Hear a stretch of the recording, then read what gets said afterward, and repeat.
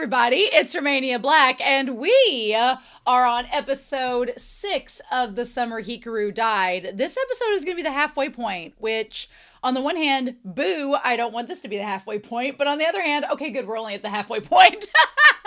We've still got 6 episodes left after this, which should be exciting. So I have a lot of comments to dive into, and it's only over episodes 2 and 3, so we've got a lot to talk about. So anyway, we need to dive right in. So I'm going to try to get all of the blahs in this name, but blah, blah, blah, blah, blah for episode 2 says not really an important detail at all, but the song that Tanaka listens to is the popular song by AKB48, which was mentioned in a previous episode, but they expand upon it by giving more information, saying Ida Kata, one of their signature songs and the most popular idol song of the late 2000s into the 2010s. Again, not important, but it is funny to think of a guy like him listening to this kind of music. Maybe it's nostalgic. I don't know. I'm curious because, again, here's my thing about Tanaka. I wonder, and I talked a little bit about this last episode, I wonder if he's been taken over by an entity kind of like Hikaru, because, and the only reason I say that is with that comment, if it was nostalgic for him, maybe the spirit that's taken him over is only able to access his memories, and his memories would be of that song. But then the question is, why is he an exorcist? Why is he working to stop other spirits? So I don't know if that holds any water. Or if maybe his family was attacked by a spirit, and so that nostalgia is just reminding him of his mission and things like that. So I don't know. Tanaka is a mystery. Tanaka is a complete mystery, even though we're finding little bits and pieces about him out. And I'm very curious to see what we get with him later on. So we'll see. Coded 7280 says the townsfolk. It's not a Kansai dialect, but actually a Mie dialect, which isn't in the Kansai region. However, it sounds like the Osaka dialect, so it's not unreasonable to assume it would be in Kansai. Everyone in the show you've heard speaks it, except Tanaka thus far, who speaks standardized Japanese, which is what you would find in the Tokyo area. The intonation of Mai's dialect is very different from standardized Japanese. For a lot of sentences, it's completely the opposite of what you would hear in Tokyo. So I had 2 thoughts about Tanaka going into this as well. One, if Tanaka was being possessed by a spirit and talking in standardized Japanese, it's because the spirit is trying to assimilate and be as, normal or as close to the standard as possible. Or it could be that Tanaka does not want his dialect to come out, so he's changed it to be kind of a more non-regional diction. Or Tanaka is not related at all to Rie, and my theory is completely wrong, and he's actually from Tokyo and is a totally different character. So again, we don't know enough about Rie and Tanaka's relationship to know any further, so what can we do? We'll see. We'll see where this goes to. Is Tanaka going to be a secret villain? Who knows? Or is he going to be like Rie and be an ally? Who knows? I don't know. He seems an antagonist to me, but we'll see where that leads us to. Totally Normal Tree for episode 2 says to add to your discussion about mania, the madness, quote unquote, bestowed upon mortals, or sometimes not fully mortals, by Dionysus, is often seen as him entering and controlling a person's body. The summer Hikaru died, I found you once again.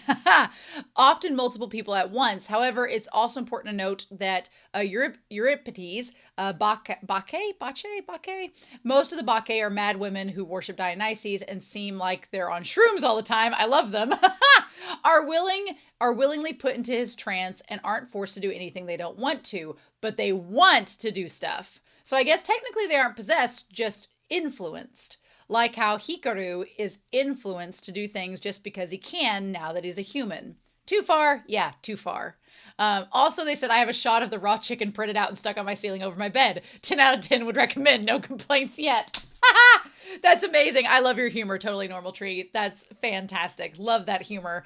So yeah, I definitely think that it was one of those situations in episode 2 where Yoshiki was somewhat violated by Hikaru, which we'll talk about with another person's comment later on. But Yoshiki is gay and did want that, just not at that moment in that circumstance. So Interesting.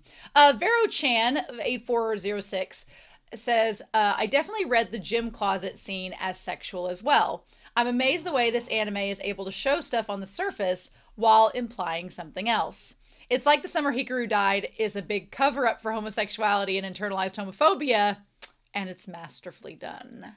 Yeah, it is. It is. I've talked about it so many times in this series so far, but having grown up in a small town, in a very closed off, conservative, very religious community, not religious like this series though, because they're all in a cult and they don't want the Christians to come in. But as somebody that's grown up in a very closed off, conservative, small town, who has had friends that are in the queer community, I definitely know what Yoshiki's going through, and I can see it. And it is such a very good series to point that out. And if you're sitting there going, well, this is dumb, why would they be this way? That's the point. So, yes, well done. Well done. I'm right with you, Vero Chan. H Banana 7 for episode 3 says, until you questioned how much Hikaru's mother knew, I thought Yoshiki was alone in his grief. Now I have no idea. The story is so complex. I agree. I will be very curious to know if the mom, because it's Hikaru's mom. You know, she knows her son. I'm going to be curious to know if she ever mentions anything to him. So I guess we'll see where that goes. I know Gaki is often translated as brat, but I feel brat lacks the meaning of little kid, essentially meaning Hikaru or Unuki or the monster or whatever is a baby. Yeah, Yoshiki's been kind of nurturing him, and that leads to Young's comment for episode 3. Yoshiki, I can fix him. Yoshiki definitely has this mentality, at least in episode 3, 4-ish, that, yeah, I need to be an influence on Hikaru so that he doesn't, destroy the town inadvertently. Silieri says for episode 3, to be honest, now as I'm watching the series, they talked about how Yoshiki and Hikaru reminded them of a pair from Toilet Bound Hanako-kun. I just want to say, I'm not going to spoil this for those that haven't watched or read Toilet Bound Hanako-kun, except to say, go do it. It's great. But I agree 100%. I wanted to say that out loud. I agree. Then when I read their comment, I was like, oh, yes, I totally see it. And maybe that's why I like Yoshiki and Hikaru so much. And then finally, Moomin Comet says, I was reminded of a book I read in episode 3 from the 1990s called Firefly by Piers Anthony. It's a book that left an impression on me for sure. If you read the Goodreads reviews, it isn't the kind of book, they aren't kind to this book at all. To summarize the horror in the book briefly, an alien slug monster immobilizes and devours its victims from the inside out. It does this by entering the food and any orifice it can. The victim feels pleasure as they die. This book gets a lot of 1-star reviews. It's a weird book, and surprisingly, I still have it. Honestly, though, I definitely think that, up until this moment, Hikaru was so in an emotional state that it could have hurt Yoshiki, and Yoshiki was like going to feel pleasure as he died, but then Hikaru held back and stopped. I also like the idea in this series that food and pleasure are kind of tied. So we have like the discussion of the watermelon and the horror of like having a watermelon man and turning from the inside out. The marinated chicken that's raw, the food that we've seen eaten throughout, like the shake and everything, and that tied to like both horror and pleasure at the same time. It's really well done. Good symbolism. But Moomin says, I believe Hikaru was about to kill Yoshiki in the classroom, but couldn't do it because he needed him that much. He was truly remorseful. And I agree. I think he's fallen in love with Yoshiki. And, I like the idea that from the beginning, Yoshiki and Hikaru kind of started out as two individuals that kind of knew what each other were or didn't know what each other were. And so they were kind of using each other in a sense. Yoshiki using Hikaru as a replacement for his friend that died, and Hikaru maybe using Yoshiki as someone to get closer to, going back to the Indo ritual, which we don't know the full details about. But I like that now they kind of have this co-symbiotic relationship. So it's kind of like Venom and Eddie a little bit, right? Right? Maybe a little teeny bit, but yeah. Also, Moomin says, that Dance Team Forever shirt that Rie wears is funny. It makes me think of the Sparkle Motion shirt from Donnie Darko. I think Rie is interesting. I hope she is Dance Team for life. Yeah, of course, referencing Donnie Darko. Are we surprised? I don't know. Rie and Tanaka are the most fascinating to me so far because I don't know how to read them. I want Rie to be an ally, and I think she might be by the end of this, but she's got to maybe come to terms with how Hikaru is different than whatever attacked her and her child. So we got to get into that. And then Tanaka, I just don't know. I don't know if Tanaka's blind. I don't know if Tanaka's possessed. I don't know if Tanaka's just an exorcist. I don't know. Tanaka weirds me out, and I love his character, but I don't know enough about him. So what are we going to do with that? So yeah, you know, what can we do, right? Anyway, I'm really excited for this episode. Thank you all so much for the comments, for the kind words. I'm so glad you're enjoying the reactions with me, but we need to get into this, right? So with that being said, I'm going to make sure this is all good to go. We are going to start episode 6 of The Summer Hikaru Died. Woo! And we're going to do that here in 3, 2, 1, and...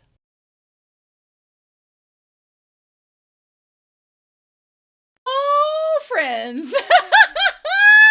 Oh, friends, this is a great episode. Oh, I love Asako. Asako is one of my favorites in the series so far. I love her. I am so glad that this did not get as dangerous as it could, but what a great halfway through the season episode. And what a very needed episode to happen at this point. Because if you think about it, we're halfway through the season, right? We're halfway through the season, and there are lots of things that are in motion. That damn dog tracking thing that Tanaka has set asunder into the world is terrifying. I hate jump scares. I knew it was going to happen. I hate it. It's so scary. I don't like it at all. No. So I feel like it has a very Stranger Things vibe in that I feel like that nasty dog looking thing is going to be the big baddie of this season. But I don't know. We still have 6 episodes left. So I feel like they could do a number of different things. Tanaka could be the person they face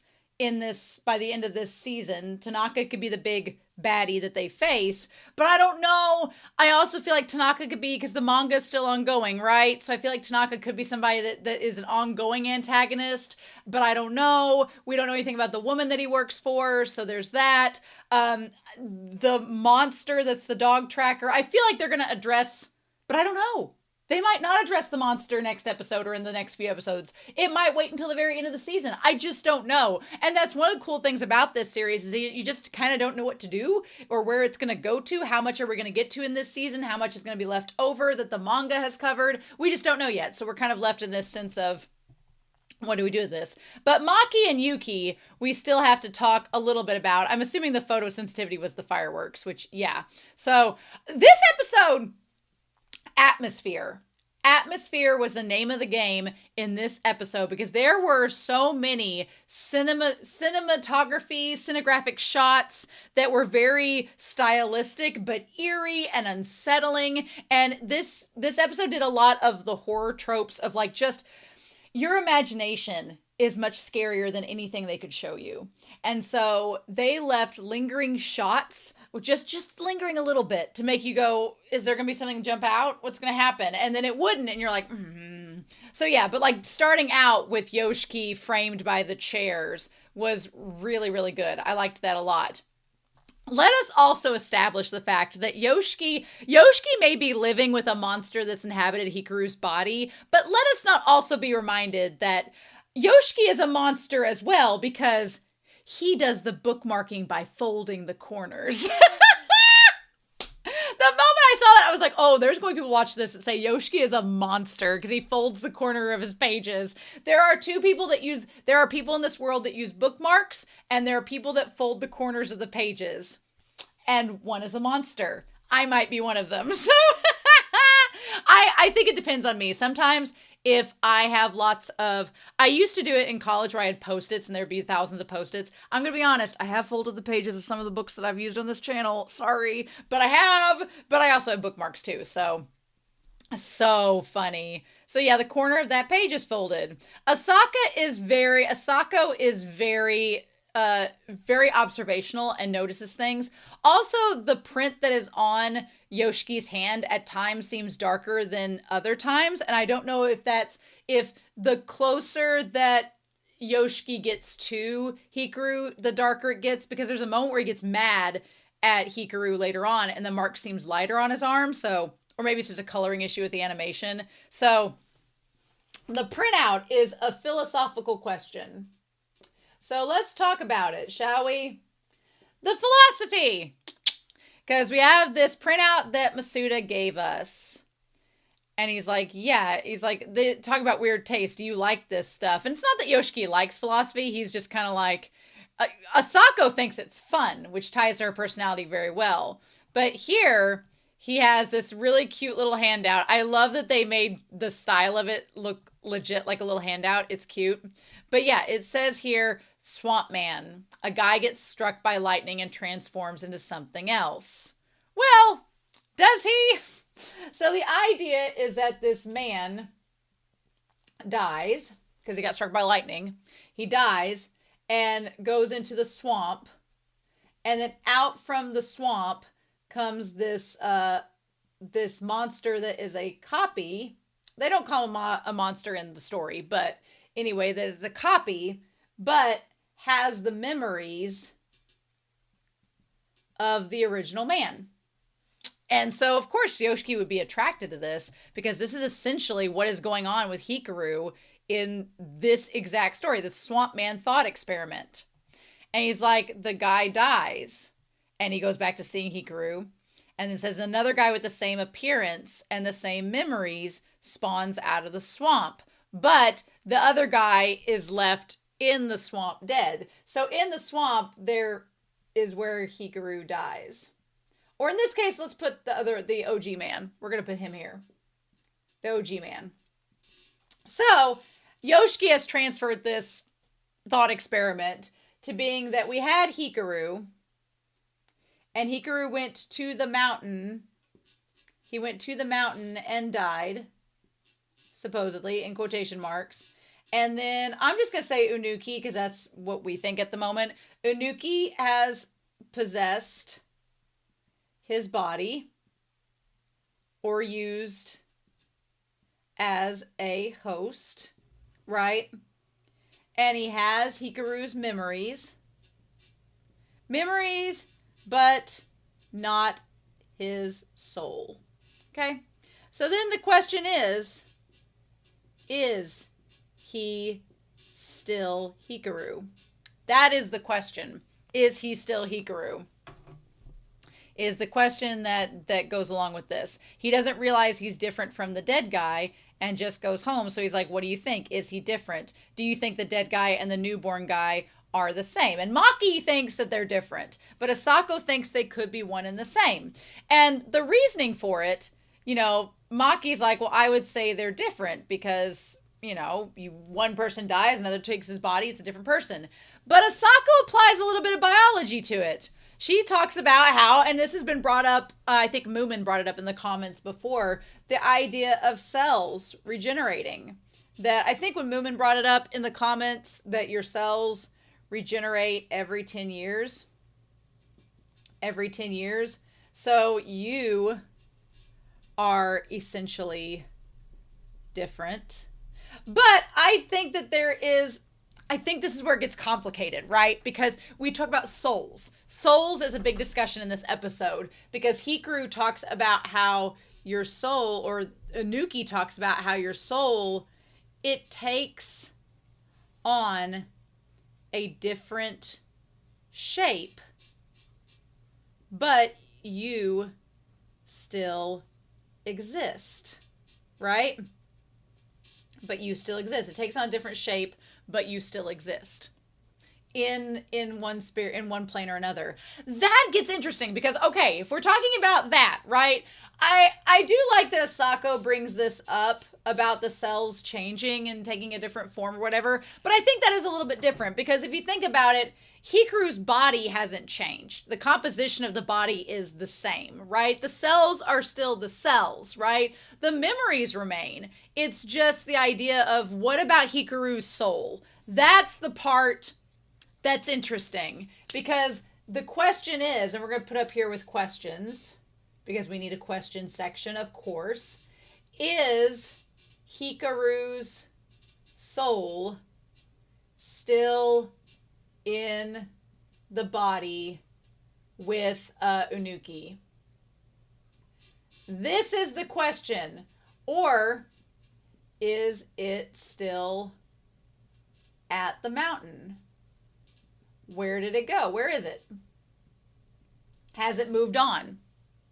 There's several possibilities. So there's 3 main possibilities of what could have happened with Hikaru's soul when he died and Unuki entered his body.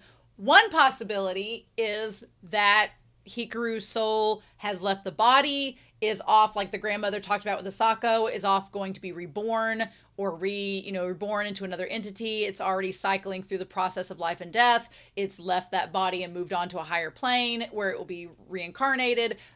That's one possibility. Another possibility is maybe the soul is stuck on the mountain. Maybe it's at the shrine where Unuki had once been. They swapped places like a Freaky Friday sort of thing. And if Yoshiki and Hikaru go back up to the mountain, will they encounter Hikaru's soul? Here's the thing that's kind of weird about that.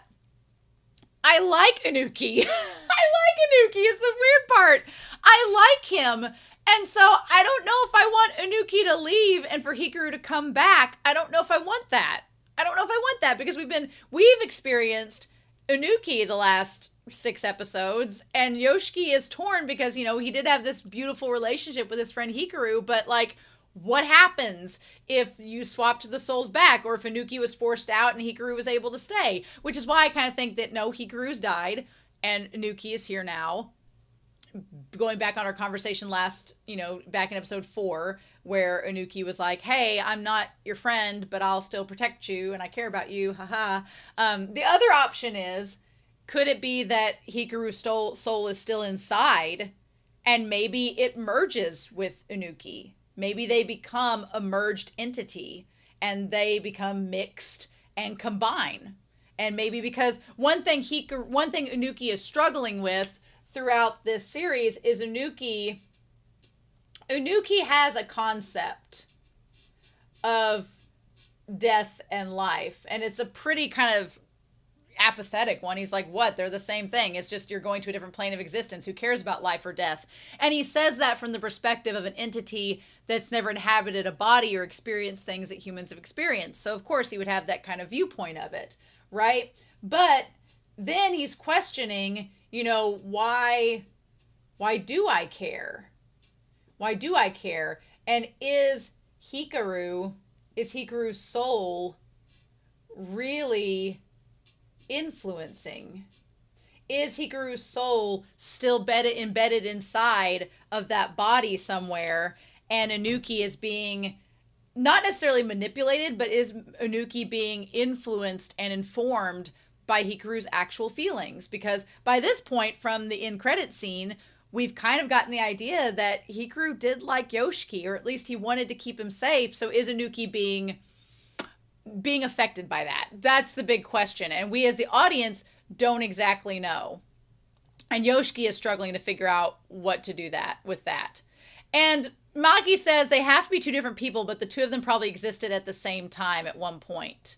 And now they're different. Which I am kind of torn. I do believe that Unuki and Hikaru are different entities, even though the thing that makes it so complicated is that looking back through the past memories, Unuki does kind of act like Hikaru acted and has some similar features. So is Unuki being influenced by Hikaru's soul? You're opening up a big old can of worms of debate with that, right? And I don't know what to do with it. But Asako's like, they look the same on the outside. But ultimately, we can only judge others based on how we see them, right? Until they tell us, what can we do? And Yoshi's like, in their minds, Hikaru is still alive. Uh-huh. Then we have the singing part, and I love that the song instructor, he's like, sounds all right. I guess it'll work. God, it's great. He's like, what makes people themselves anyway? I love this conversation in this episode. What makes them themselves? And so we cut between Maki and Yuki and Asako as he's talking about what makes the big question, getting into some philosophical questions here. What makes us human? Or us? Is it ourselves? Is it our experiences? Is it our memories? Because honestly, Unuki has the memories of Hikaru, and he has the cellular body of Hikaru. So you got 2 out of 3 here. He just doesn't have the understanding of those experiences, right? And he's like, yeah, your singing's good enough for me. Love it. And so then as he's like, what even defines the death of a person? Oh, he's like, this pounding in my heart. Yeah. So then there's the question of what makes us human? What defines death? Because honestly, from Hikaru's perspective, I mean, we pretty much get confirmation. Well, here's the thing. Do we get confirmation that he killed the woman? Do we get confirmation that he killed the woman? I guess we do.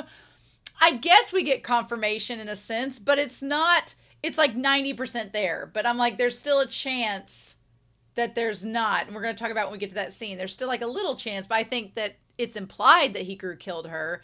And then whatever that eye inside the mouth is what was inside the closet in the OP with Rie.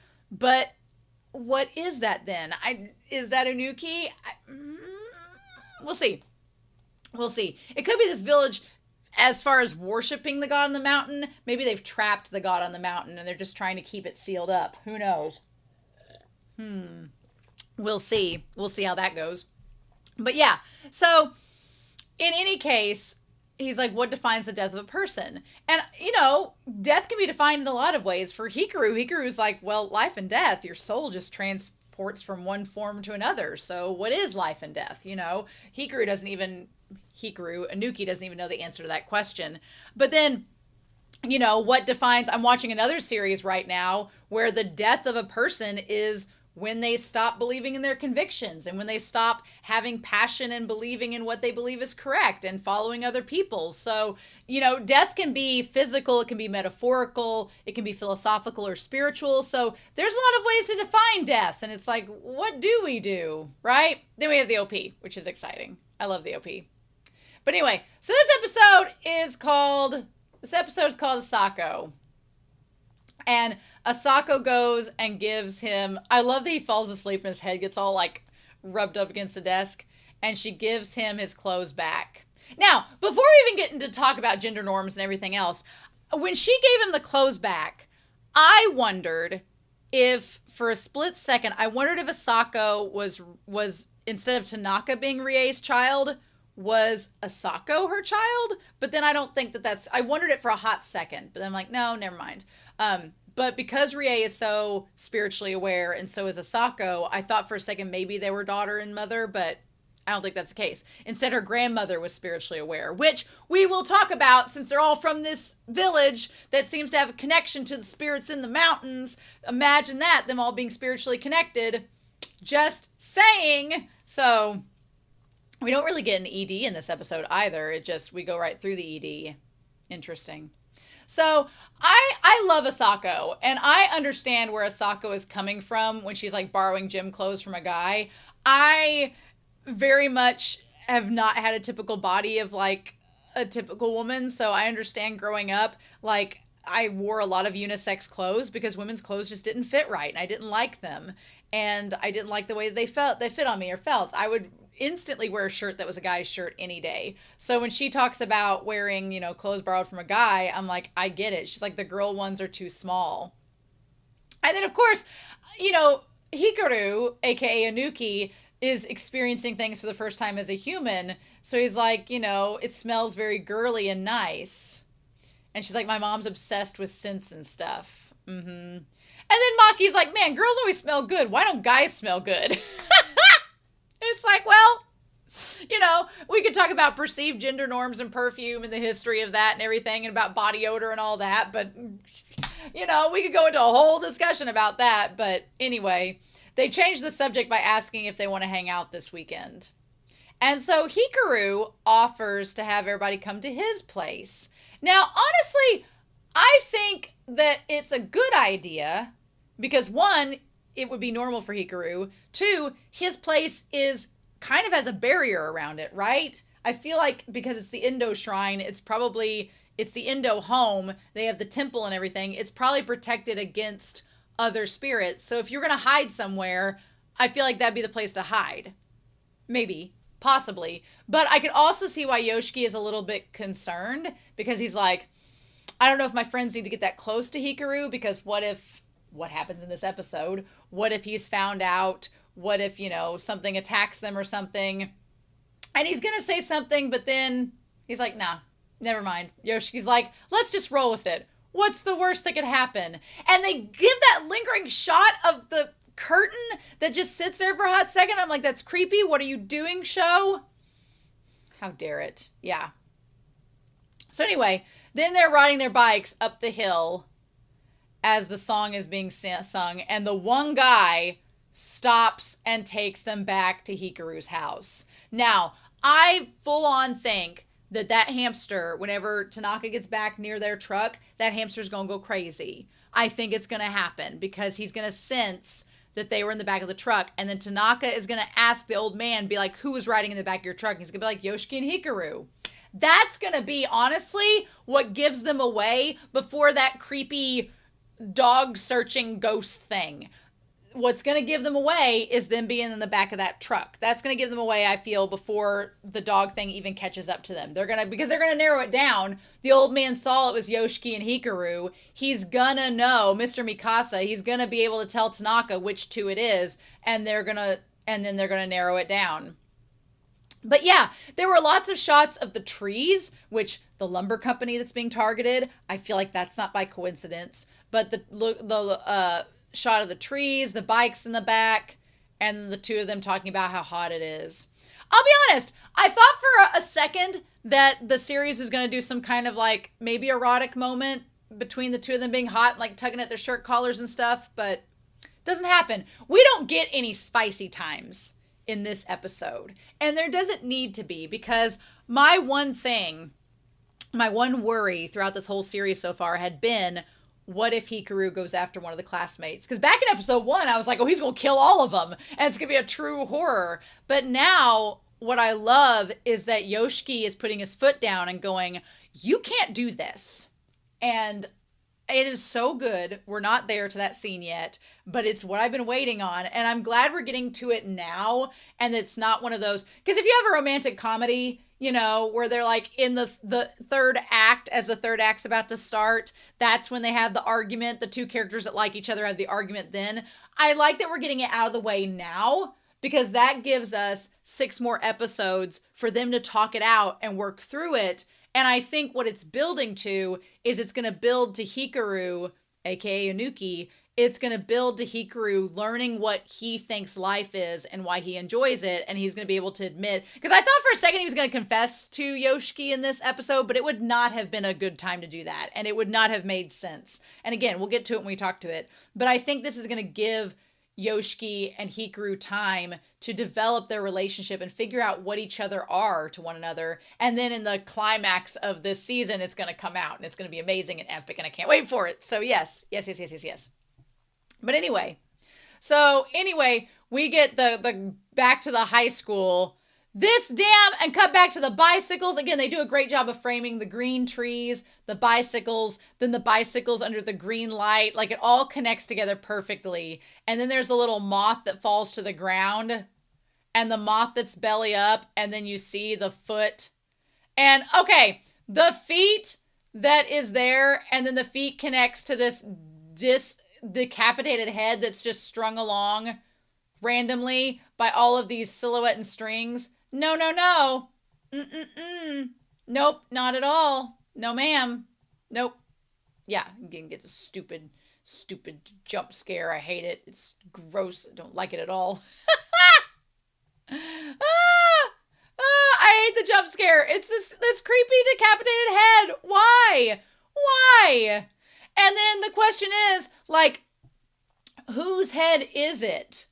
I swear to you, if Tanaka dug up the grave of Hikaru's dad or whatever and had him come after them, that's going to be freaky shit. I don't think that's the case, but that's still really creepy. No, I don't like it. I don't like the decapitated head. Don't like it at all.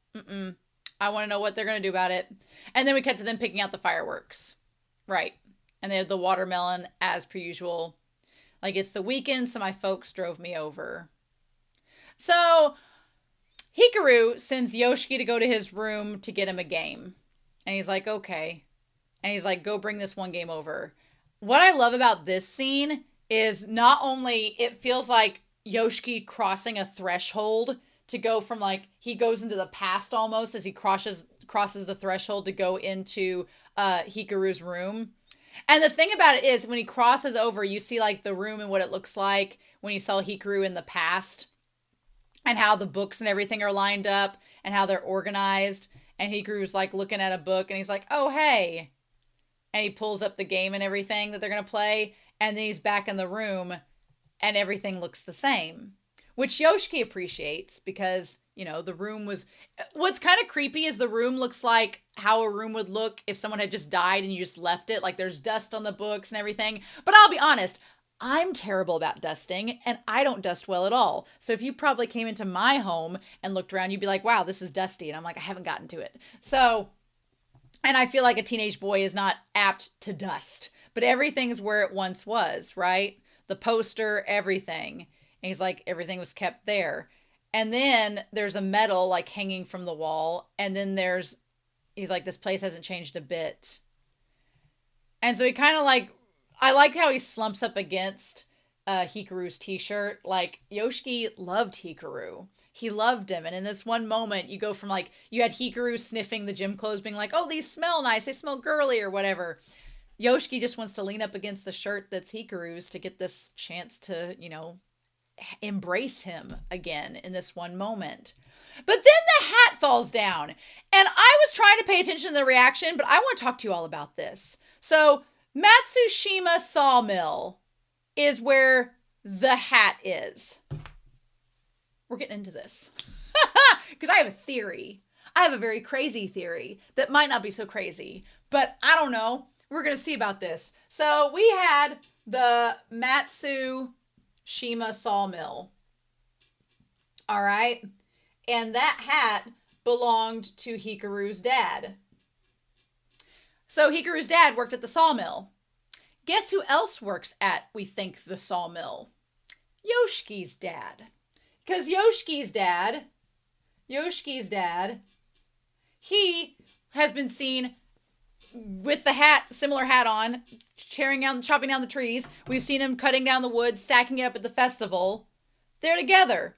So then he's like, where have I seen that hat before? So then we go back to the summer festival again, and there's Yoshiki, and there's Yoshiki's dad. They both look very similar. You get a sense of they don't get along because of the distance between them. There is like a considerable space in between them on the bench. It doesn't look like a father and son that are really close. And so he tells them there's, like the shaved ice stand. He's like, we hold this festival for a god, for the god who lives on the mountain. Uh-huh. And then he's like, don't go climbing into that mountain, Yoshiki, or you'll get snatched up. Mm-hmm. So the dad knows. So Toshiki, I think Toshiki and Yoshiki, nomenclature. So Toshiki is the dad, and he knows about the legend on the mountain because he's the local. The mom is the outsider. So he knows about the local legend, right? And he's like, don't go up there. You'll get snatched away.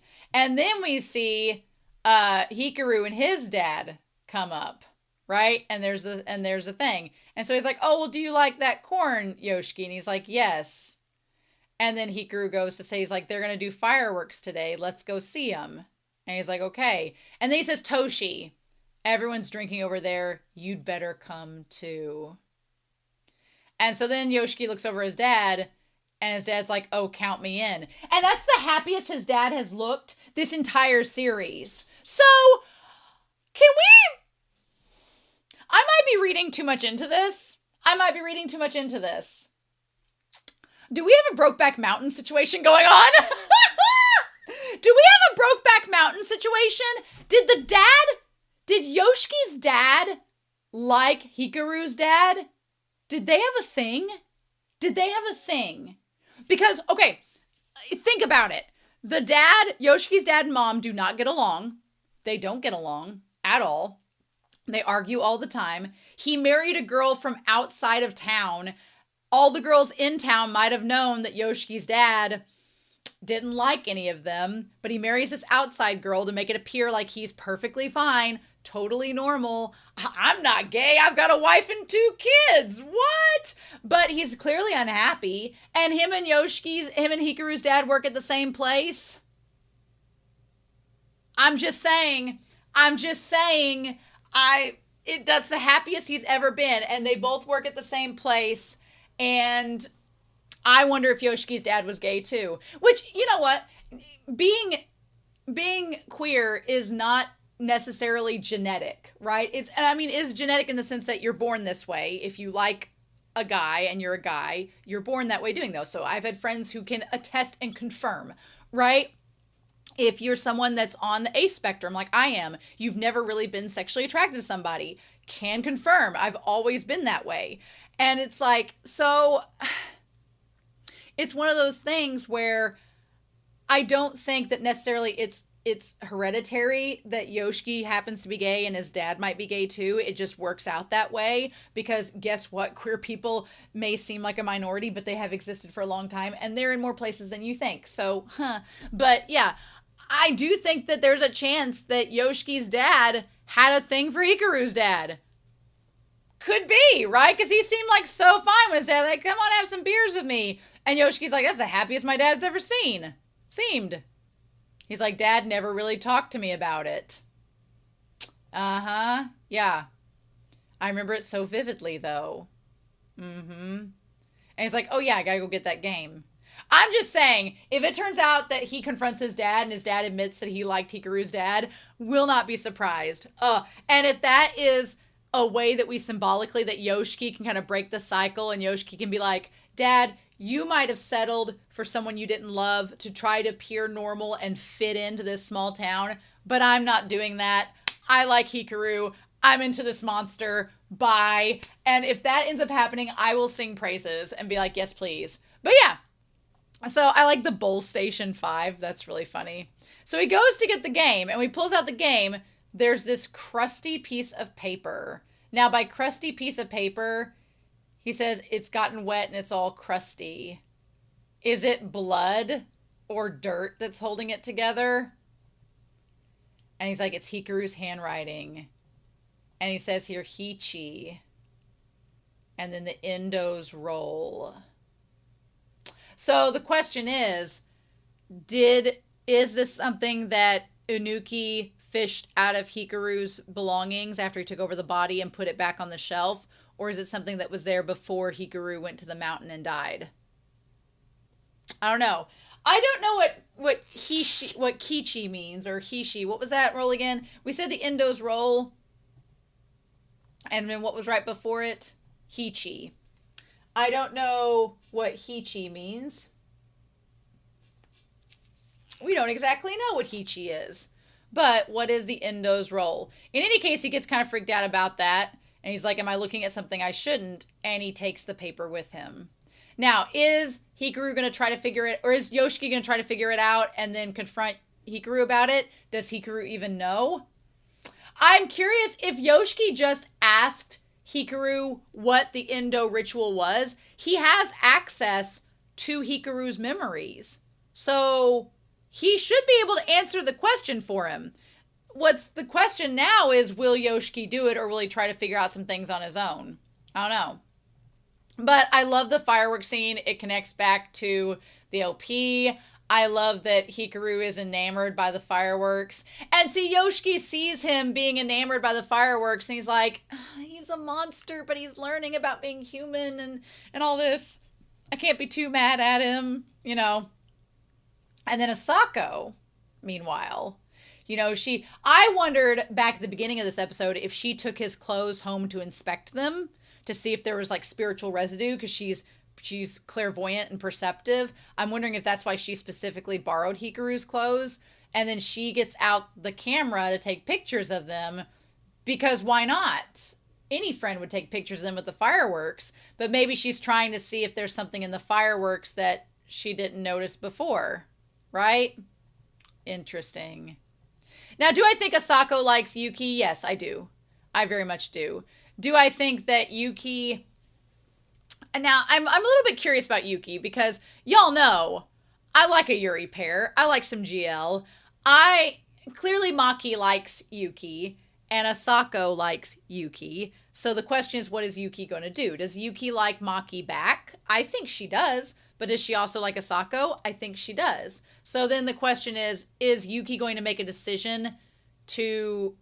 I mean, she could make the decision to like either one of them. And that wouldn't take away from our identity. If Yuki's bisexual, she could like both Maki and Asako. But we as the audience, based on this small town Japanese village mentality, know what the heteronormative accepted response would be, which would be for Yuki to date and possibly be with Maki down the road. Her being with Asako does not lend itself to a heteronormative accepted relationship that village would approve of. So I'm going to be curious to see where Yuki's storyline goes because I think she likes them both, but I think that she's obvious to what the town would accept. So is she going to make a decision based on what she thinks would be accepted, or is she going to go with her heart, or where is that going to lead us? I don't know. We'll just have to see, right? But yeah.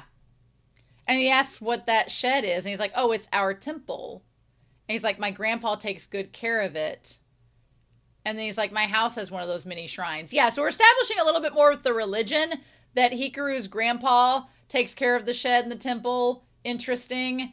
I don't think we've heard about Hikaru's grandpa being mentioned until now. So is it Hikaru's mom's dad that takes care of it? Since Hikaru's like the last Indo that we know of? I'm assuming that's the case. But everybody in the town has little temples and shrines. I wonder if Yoshiki has any. And then he bumps into Yuki and causes her firework to go out. And she gets mad about that. Now, when they're fighting, you could assume it's flirting too. But Asako kind of just smiles and blushes about it. I really don't want Asako to be the third wheel friend that's left out when her and Yuki could be together. But there is a part of me that thinks Asako wouldn't care if that happened. But I love Asako so much. I feel for her. So then Hikaru's sad that the light went out. And he's like, I can go get a lighter. And Asako asks to go with him. Now, her taking pictures, doing all this. I love the shot of them following, one after the other. And that little mirror, that's really good. And then while they're out going to get ice cream and doing all this, Yoshiki's like, they're taking a long time. I might go and ask them and make sure they're getting... I think Yoshiki was getting a little bit nervous about Asako and Hikaru being alone together. So he went off to take and see what they were up to and make sure they stayed on track, which left Yuki and Maki to talk about the fireworks festival that's going to happen. And she's like, are you going, Maki? And he's like, I'm thinking about it. And she moves her foot away from him. So I don't know if that's her, I don't know if Yuki really likes Asako and doesn't like Maki, and she just realizes that Maki likes her and she's kind of nervous about that, or if she actually likes him or not. So Yoshiki says he's going to chase after them and tell them to get ice cream too. What Yoshiki doesn't realize is that Hikaru had already thought about the ice cream ahead of time. But anyway, so he leaves the two of them alone, and they're both super awkward. And she's like, I think I'll go see those fireworks. But you can see she kept the keychain he gave her on her bag. So I think she likes him. But what Asako does with that, I don't know. Meanwhile, that's when Asako confronts Hikaru and says, who are you really? Man, that whole moment of who are you really? And he turns back around to her. I was like, oh my God. I'm glad we're doing it now. I'm glad we have somebody perceptive like Asako asking these questions, because I feel like that needs to be asked. And I'm glad that he's being confronted about it. But I loved this flashback where we get Asako and how her grandmother shows her that the grandma can see spirits and Asako can hear them and sense them through hearing. She's like, I can't hear anything, but I can sense them a little bit. Our world overlaps with the world of dead people. And then what I love about it is she says, our souls cross over when they die. But she says it's part of life cycle of life, death, and rebirth. And Asako doesn't get it as a little kid, but she explains that not all spirits, they're frightening, and you should probably stay away from them, but they're not all bad. Just how, like, people in real life are not all good. I love the grandma explains that, because I think that that honestly is why Asako is able to confront Hikaru and also be okay with him being possessed by a ghost. I feel like she's okay with that because she knows from her grandmother's teachings and from her firsthand account with Yuki that not all ghosts are evil, right? Because she senses the ghost goes past her, like runs past her, and as Yuki is about to come over into traffic, the ghost is like, stop, don't do it. And then Asako yells and then she stops and she's saved from getting hit by that car. And the grandma says some of them from that other world are frightening and some of them are not. I love this scene so much. And then she tells her, you can't assume that their world is bad and ours is good. I wish she would tell this to Yoshiki. Because I feel like I think Yoshiki's getting it on his own, but I wish she could tell him and that he could hear it as well. But just like you can't judge people because there are good humans and bad humans, she is under the mindset that there are good spirits and bad spirits. And that you can't judge them because she's seen firsthand how the one spirit was trying to help save Yuki. Okay. And she's like, thank goodness. And I think that helps her here because she was afraid of, she knew Hikaru and Hikaru's freaking out like, how does she know? And he's about to confront her and I was really worried he was going to attack her. But right as that's about to happen, Yoshiki's like, what the fudge are you doing? And I'm glad this scene finally happened because it's better now than later. Yoshiki, confronting Hikaru about whether he killed the woman or not and about what he was about to do. Yoshiki's like, hey, and luckily she faints. Asako does so that she doesn't hear this conversation. And Hikaru's like, well, I think she knows, but I didn't mean to. And, Yoshiki's smiling because whenever Yoshiki gets super nervous, sometimes he smiles, which I can relate to. And he's like, what did you mean you didn't mean to? Didn't mean to what? He's like, well, I probably shouldn't do that to Asako, right? And Yoshiki's like, this isn't funny. You were talking about killing her. Like, to Yoshiki, this is terrifying. He's like, that's his friend. And he's like, it'd be sad if she died, huh? And he's like, were you going to kill her? And he's like, this is a human life. And then, Hikaru's like, he's like, life, are dying and living really that different? And I'm so glad that Yoshiki gets mad. Because Hikaru's like, well, being alive or being dead, it makes no difference to me. You just change your shape a little, that's all. And then Yoshiki's like, so were you lying when you said that you didn't want to kill me? And he's like, oh no. He's like, you're special. You're special. I don't want to hurt you. He's like, if you died, we wouldn't get to eat ice cream together.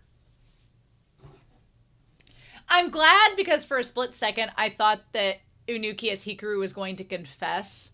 But that would feel very cheap. And it would feel much too soon because Unuki as Hikaru does not know what love means. He thinks that he does. He knows that there's a feeling there. And part of that, we suspect as the audience, is because of Hikaru's actual memories and possibly his soul influencing Unuki. But Unuki does not know. He does not know what life is. So how can he conceptualize love? And so Yoshiki is realizing that right now, Hikaru wants to protect because Yoshiki means something to him, but he doesn't know what he means. And so they are on different wavelengths. Yoshiki loved Hikaru, like romantically, sexually was attracted to, loved Hikaru. But Unuki has an attraction to Yoshiki, but he doesn't exactly understand why that is. He just knows he's special, but what we, the audience, are finding out is he treating Yoshiki this way because Hikaru loved him? And to Hikaru, he loved Yoshiki, and that's why he wants him protected. And I like that Yoshiki gets mad. He's like, so am I just somebody to hang around with? Do you not care for me the same way that I care for you? And it's good that they're having this conversation. He's like, but that's true for Asako as well. And I feel so bad for Yoshiki. He's like, you can't comprehend life. What makes me special to you? And it's so sad to see Yoshiki getting so sad about this, because he's like, why do you care about me? Because in Yoshiki's mind, he's like, does this mean that Hikaru cared about me and I just didn't know or get it confirmed? What I think it is I think that what Hikaru, aka Inuki, should do by the end of the season is say, look, I love you because Hikaru loved you. But not just because Hikaru loved you, but because I've come to love you as well. So the both of us love you, but just so you know, Hikaru loved you as well.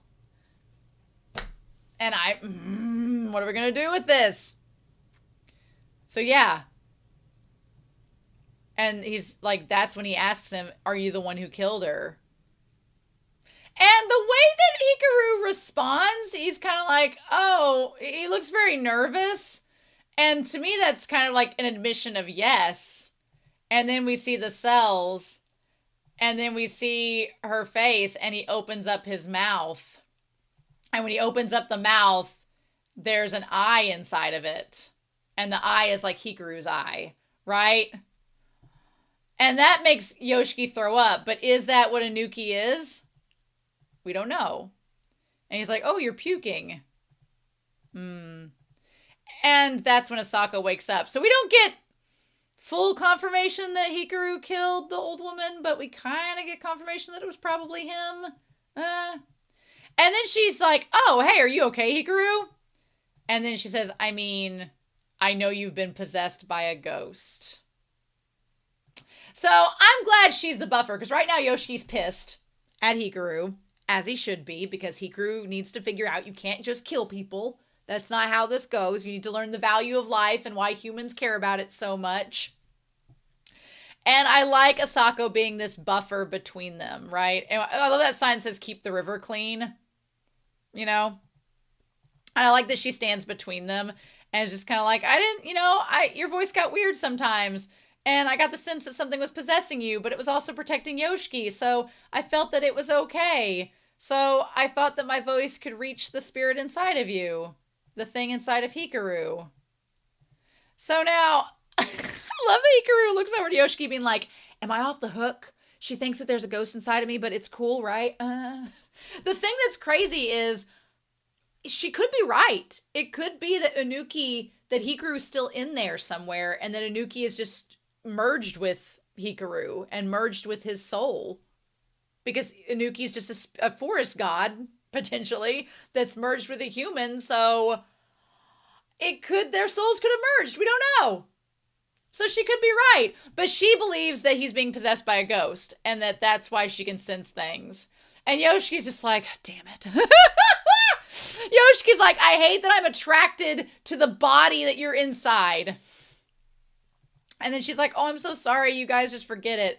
And I like that Yoshiki's like, no, I believe you. I believe you. He's like, believe it or not, I believe you. And she's like, thanks. She's like, I'm scared you might faint, so you should head back. And then she goes back. And obviously Yoshiki is like, I hate seeing Yoshiki in pain. I hate seeing him clutching himself, trying to figure out what to do. And I hate it. Like, I hate Yoshiki in all of this anguish. It's so sad. I'm like, I hate that for him so much. And I'm glad that he brushed past Hikaru being like, I don't want to talk to you right now. I need you by myself. I'm mad. Just let me go. And I think that Yoshiki understands that these are Hikaru's memories. It is Hikaru's body. There's a chance his soul might be there. But I think Yoshiki also kind of understands that, he took this on. He, back in episode 3, was like, I can fix him. I can do this. And now he's realizing that, okay, you said you were going to handle this newborn, this god that's a baby in a body. Now what you going to do? So I think that Yoshiki's like, I took on this responsibility. I said I was going to be with him. I said I was going to work with him and try to figure all this out. I can't just stop now. So I appreciate Yoshiki at the very end when he rides up on the bike. He's like, let's go. I think that Yoshiki knows that what Hikaru needs is a good influence. And so he's like, I'm going to keep doing that the best I can, but It's hard.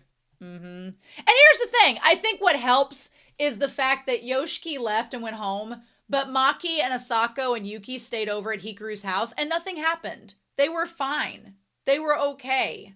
So I feel like Yoshiki's like, okay, Hikaru didn't hurt them. We just had a relapse moment. All right, fine. It's okay.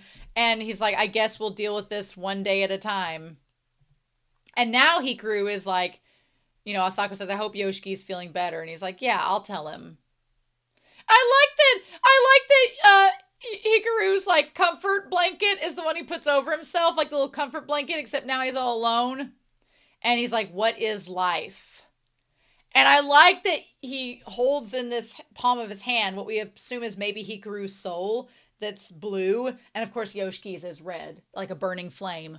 The opposite, of course it is. But they also look like fireworks. It was very Howl's Moving Castle. He says, dying doesn't mean you disappear from this world. Your form might change, but your soul stays here. Like fireworks. And then we see the two dads with their two kids standing side by side. Again, what's interesting is if you look, Hikaru's dad is right next to Hikaru, and they're side by side like father and son. He's like rubbing his forehead. Yoshiki and his dad could not be further from each other. I think Hikaru and his dad are bisexual kings. I think they could have been attracted to both sexes. Or the worst case scenario is that Hikaru's dad was not gay and Yoshiki's dad was, and it was unrequited. That would be the worst. How angsty can we make this? How angsty can we make this? But yeah, and he looks over and sees the fireworks in Yoshiki's eyes and how filled with wonder he is and how happy he looks in that moment. Yeah, I love it. So maybe he's like, okay, well, what is life? What do I do? He's like, Yoshiki's got a pretty soul. And here's the thing. Inuki is established as the god of the mountain, but he's lonely. So he made a deal with the Endo family. And he would not hurt anybody that was, married into the Endo family. But it would try to snatch up the people around the Endos because he was jealous. And because he didn't want to be lonely. So when he looks over at Yoshiki's soul and sees like the entity coming from outside of him, like tentacles. And then he's like, no, I can't do that. And he's like, I don't want Yoshiki to die.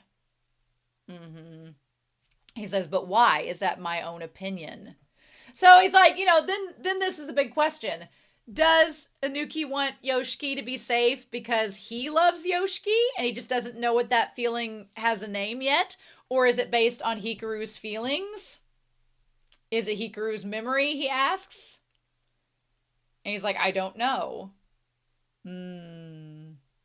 These feelings are eating away at me. So that's the question.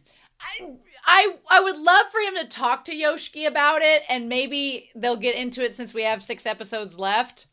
Maybe that'll happen. But he was expecting to head out and not see Yoshiki, and then there he is right in front of him. Looking miserable. Looking like he hasn't slept. But he's like, let's come on, Hikaru. It's time for school. So I'm very curious what we're going to get. Because now they're treating it as business as usual. So what are we going to get? This series is so freaking good. I love it. So I love Asako. I'm glad we have an episode that's dedicated to her. I'm glad she's a buffer between the two of them. I'm glad she's kind of in on the secret, but also kind of not in on the secret. So now what I need is before we fight the big bad, whether that big bad is Rie, whether that big bad is Tanaka, whether that big bad is this creepy ass spirit hunting dog, whether it's all three of them, whether it's the townspeople, whatever, these two need to do some bonding and they need to do some soul searching. They need to be asking these philosophical questions to each other and coming up with some answers. And maybe we'll get that next week or maybe not. Who knows? So I did not expect this episode at all to focus on Asako. So I'm glad Asako got some screen time. I'm glad that happened. I'm super excited to see where we go to from here.